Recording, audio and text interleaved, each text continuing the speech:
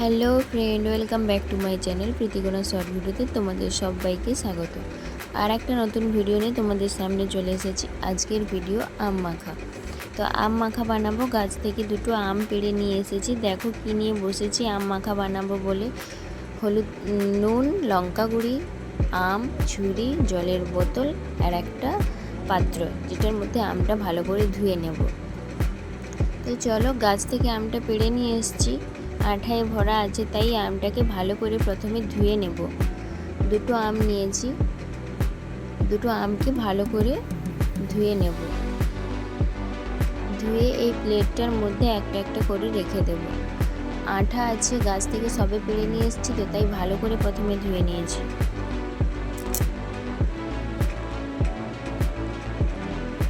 ধুয়ে একটা একটা করে প্লেটের মধ্যে রেখে দিলাম। এরপরে কি করব, ছুরি দিয়ে এর মুখগুলো ভালো করে কেটে নিতে হবে।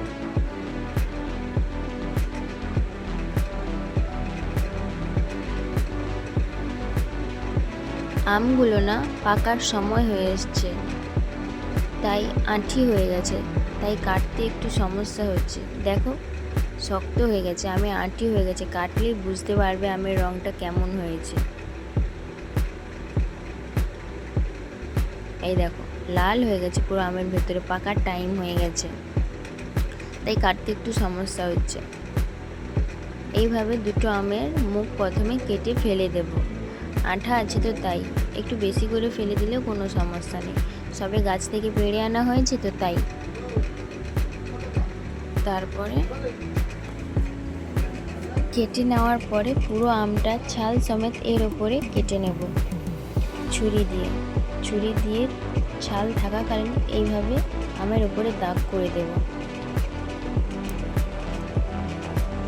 এরকম করে পুরো আমটাকে ভালো করে এরকম কেটে কেটে দেবো, যাতে এর ভেতরে নুন আর লঙ্কাগুলো ভালোভাবে ঢোকে। ভেতর পর্যন্ত নুন আর লঙ্কাটা গেলে যাতে খেতেও ভালো লাগে, তার জন্য এরকম করে পুরো আমটাকে কেটে নেব। দেখো পুরো আমটা কাটা হয়ে গেছে। পরে থাকা আর একটা আমও ওইভাবে কেটে নেব।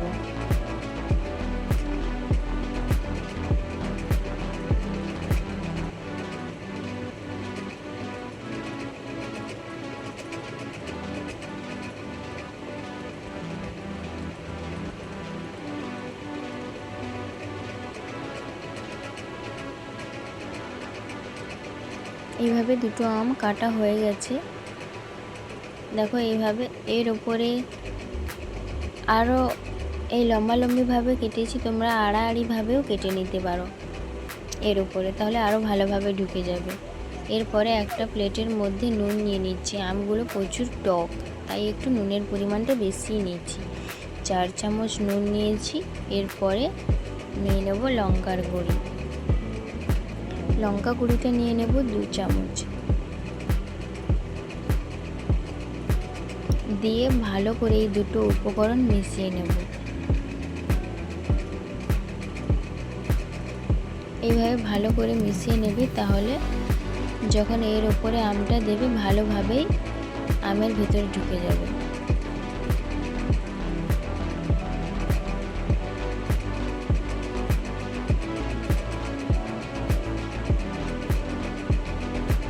এর ওপরে এবার আমটা দিয়ে দেব। আমটা দিয়ে নুন আর লঙ্কার মধ্যে জড়িয়ে দেব। এরকমভাবে করলে নুন আর লঙ্কাগুলো আমের মধ্যে জড়িয়ে যাবে।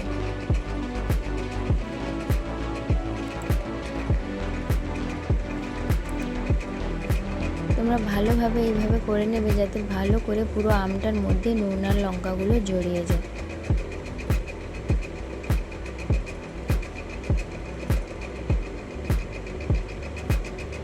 তাহলে খেতে আরও ভালো লাগবে। এইভাবে একটা আম তো জড়ানো হয়ে গেছে, আর একটা আম যেটা বাকি আছে ওটাকে ওইভাবে জড়িয়ে নাও। এইভাবে আমি জড়িয়ে নেব আর একটা আমকেও।